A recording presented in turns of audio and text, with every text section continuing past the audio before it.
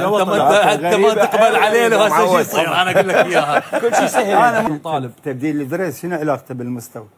دليل على اعجاب وعلى التميز اللي صار داخل ارضيه الملعب، بس دليل على انه لاعب حامل كره ذهبيه يجي الى لاعبنا العراقي ويبدل الدريس وياه. ما حدثت بالسابق، احنا ما حدث، اول مره بتاريخ العراق فرقة حدثت. تبدل دراساتها كلها واحد يطيل اللاعب. اي بس كابتن مو بطلب من اللاعب. كابتن ترى اللاعبين، بس لحظه، اللاعبين ترى لاعبين اكو على ذولا لاعبين توب ليفل بالعالم، ترى ذولا الدريس مالتهم يحلم به اي لاعب اخر من اقول لك اتحدث لك المنتخبات المشاركه حاصل على كره ذهبيه، يعني ما تحدث عن لاعب عادي. مو لاعب عادي كابتن طالب، يعني الامر مو موضوع يعني هذا دريس اعطيتك دريس شنو لا الموقف هو يعني شنو الغريبه بالموضوع؟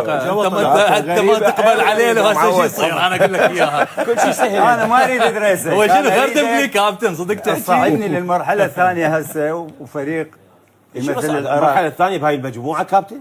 اي شو هسه انت لو مدرب ادزك ويا اعظم لاعبين بالعراق، هم ما تعبر عن هاي المجموعه. باختصار شديد ابو ادم، باختصار شديد مو هذا المنتخب اللي يستحق يمثل العراق. نقطة راس سطر. منين نجيب لاعب يا ابو علي؟ هاي وجهة النظر المتواضعة اللي عندي. هم ذولا نخبة صفوة اللاعبين المحليين والمحترفين. بالرياض يقول لك هاي وجهة نظري. لا لا وجهة نظر. اي بالعكس احنا قابل شنو احنا وتحديدا وياي فنيا ما اقدر لا بس كابتن انت تطالب بالعبور للمرحله الثانيه، تقول خلي يصعدوني. لا ما اطالب، لا تقولني ما لا اقول. لا قلت انا ما اريد اخذ دريس، انا اللي يصعدني للمرحله الثانيه. لا مو يصعدني، لا انت لا يصعدني ولا صعد. اقول لك انا ما اريد يبدل دريس، اريد يخلي طوبه بالجول، انتهى الموضوع. وشنو جاي يلعب ويا الحدود كابتن؟ الله يرحم والدي الله يرحمه.